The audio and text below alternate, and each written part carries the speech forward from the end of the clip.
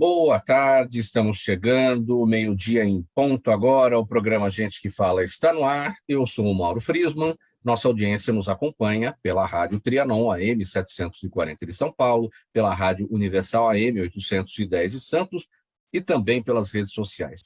Tá bom, pessoal? Olha, quinta-feira, mais uma edição do Gente do MPD que Fala, aquela parceria sempre com o Movimento Ministério Público Democrático e o apoio da Câmara Brasileira de Diagnóstico Laboratorial.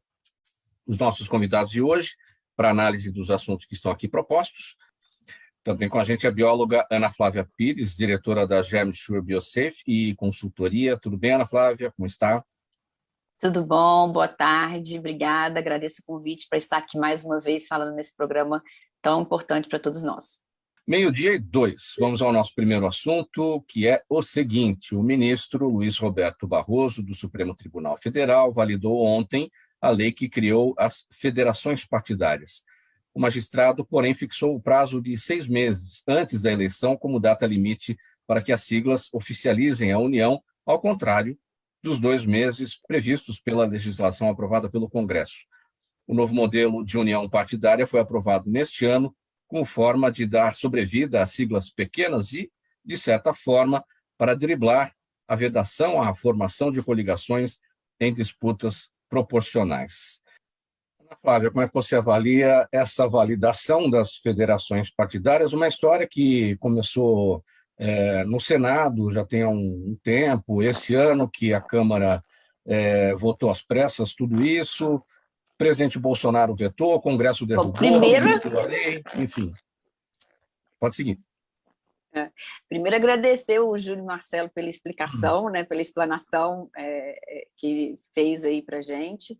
E realmente, a gente acaba votando muitas vezes num partido e, no final das contas, você não tá com essa... O seu voto não representa exatamente aquilo que você gostaria, né? Então, eu acho que a gente precisa ter mesmo um olhar mais atento, porque a sensação que a gente tem é que a gente tem partidos, às vezes, representando, defendendo determinadas ideias, né? E não um ideal em comum para todos, que realmente a gente possa avançar como sociedade. Então, é um pouco do olhar que eu tenho hoje, assim, com relação à forma como está a nossa política brasileira. Meio-dia 17, terminou ontem em Brasília o 11º Workshop Internacional, promovido pela Aliança Latino-Americana para o Desenvolvimento do Diagnóstico in Vitro, com apoio da Câmara Brasileira de Diagnóstico Laboratorial, a CBDL, que é apoiadora aqui do nosso Gente do MPD que Fala. O evento trouxe temas importantes neste momento de pandemia: novas tecnologias em diagnóstico, variante Ômicron e testes rápidos, autotestes para Covid-19 e HIV. O encontro teve como tema testes de diagnóstico com qualidade assegurada e acessíveis para programas de saúde pública. Ana Flávia, eu começo com você esse tema. O que a gente precisa saber sobre diagnóstico in vitro? Quais são as vantagens desse tipo de metodologia, de tecnologia? Olha, a gente tem que fazer uma diferença entre in vitro e in vivo. Sim, mas na verdade o que a gente precisa saber é que a gente precisa se diagnosticar. Isso aqui é fundamental, que a gente não tem falado mais sobre isso, né? Então, nesse evento, a gente trouxe experiências internacionais, inclusive com o uso do autoteste de Covid, que no Brasil ainda não é permitido. Quando a gente fala de autoteste, a gente está falando de um teste muito simples, que você pode comprar em farmácia e realizar na sua casa, por qualquer pessoa, não precisa ser um profissional de saúde. E o que a gente trouxe nesse evento foi essa discussão de experiências, inclusive de outros programas de saúde pública, do HIV, por exemplo, que é um programa que está sempre evoluindo e trazendo novas tecnologias para a população se testar, monitorar e se tratar. E a gente trouxe um pouco dessa pauta para o Covid e para isso que a gente chama do diagnóstico in vitro, aí, que são os testes, né? A gente chama de teste para diagnóstico in vitro, e da importância da gente continuar se testando, né? As vacinas, elas são essenciais, fundamentais, mas quando a gente fala de combate a um vírus, a gente vai falar de uma prevenção que a gente chama até de prevenção combinada. É mais de um pilar que existe nessa prevenção. É o distanciamento, é o não aglomerar, né? É o uso de máscara, é a testagem, é a vacinação, e é disso que a gente está... Hoje, o que a gente está precisando no Brasil é de um direcionamento com relação à nossa testagem. Nós ficamos sem esse direcionamento. O TCU tem tido olhar para isso, inclusive ontem saiu mais uma vez, o TCU se pronunciou com relação à falta de testagem do povo brasileiro. Apesar de muitos testes terem sido comprados, esses testes não estão chegando na população. Por quê? Porque envolve uma rede de logística muito grande, não é só comprar o teste, você precisa chegar no serviço de saúde, esse teste precisa ser colhido, essa amostra precisa ser transportada para um laboratório, né, quando não é usado um teste rápido. Então, o SUS, né, e aí o Gonzalo vai me ajudar e complementar aqui, o SUS ele é formado por várias mãos. Ele é formado pelo governo federal, estadual e municipal. Não adianta o governo federal comprar um teste e o município não tem ninguém para colher essa amostra. Não adianta o município ter alguém para colher essa amostra e o Estado, o LACEN, né, os laboratórios centrais, não terem alguém lá para realizar esse teste. Então, é um SUS feito por várias mãos e que precisa de políticas mais claras de testagem para que a população saiba quando se testar e onde se testar.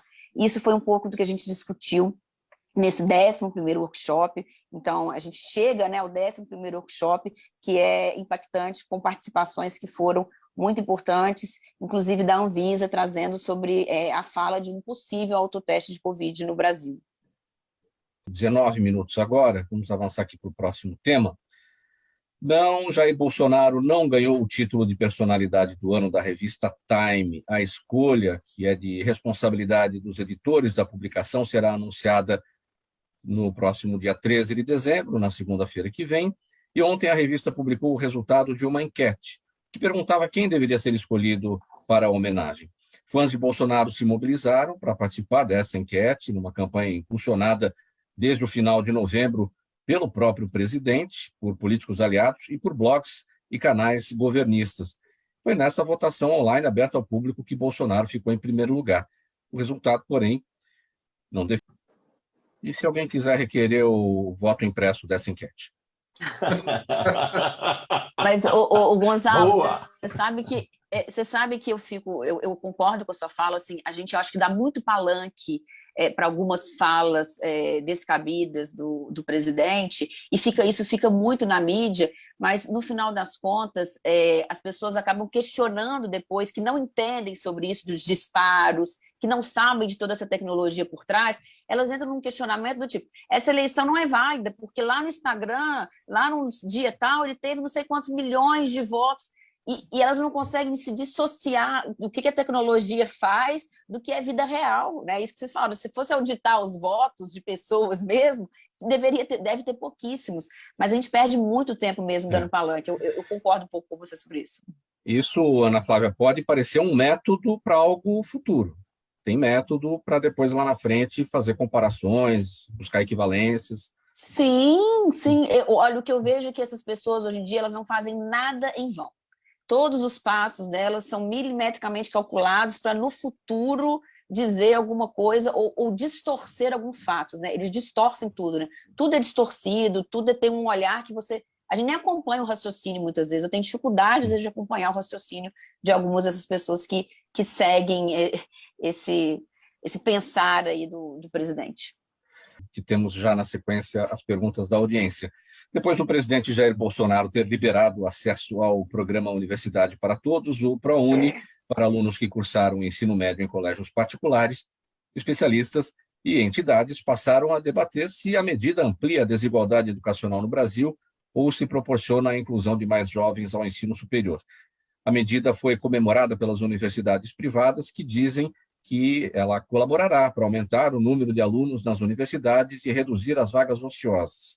Especialistas, porém, temem que haja maior exclusão dos mais pobres, já que apenas 12,26% dos matriculados no ensino médio brasileiro estão em escolas privadas. Ana Flávia compartilha da opinião do professor Gonzalo?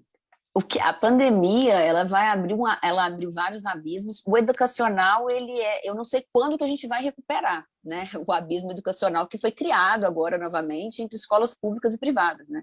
É muito tempo que as pessoas ficaram sem escolas públicas, mais uma vez, pela falta de uma política de retorno, de como retomar essas aulas, de como fazer isso com segurança, né?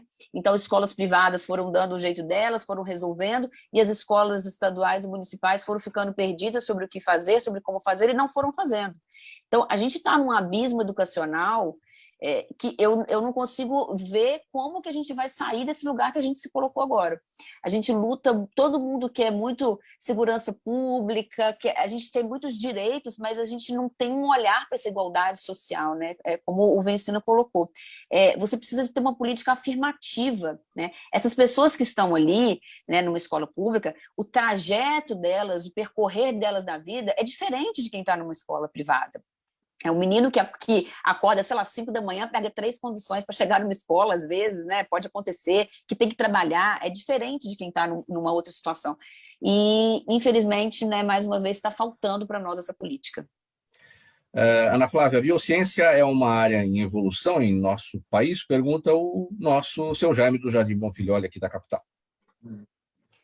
Olha, nós estamos passando por um momento difícil cientificamente no Brasil, né? Porque verbas têm sido cortadas, então a academia tem sofrido bastante, apesar, né, da gente ter visto a importância disso, né, a importância da ciência no apoio ao enfrentamento das pandemias, da gente ter visto que como que o Brasil tem pesquisadores de ponta e tem capacidade de resposta. A gente comentou aqui sobre os testes de PCR, que são testes que precisam de máquinas robustas, né, para realizar. A gente tinha essas máquinas no Brasil instaladas em muitas universidades, mas aí veio toda a dificuldade de, né, aquisição de insumos, porque tudo é importado, porque a gente não fabrica esses insumos no Brasil. Então, é uma área, sim, né, em expansão e necessária, mas que depende muito de incentivo e de verba pública para acontecer, porque é um olhar para o futuro, né?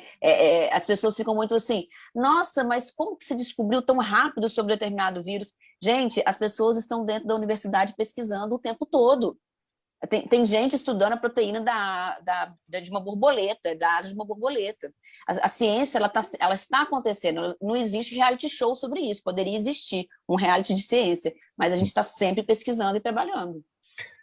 Muito bem, minha gente, termina aqui essa edição do programa Gente que Fala, edição de quinta-feira, o Gente do MPD que Fala, parceria nossa com o Movimento do Ministério Público Democrático e o apoio da Câmara Brasileira de Diagnóstico Laboratorial. Nosso agradecimento em nome de toda a equipe. Um abraço a todos. Até amanhã.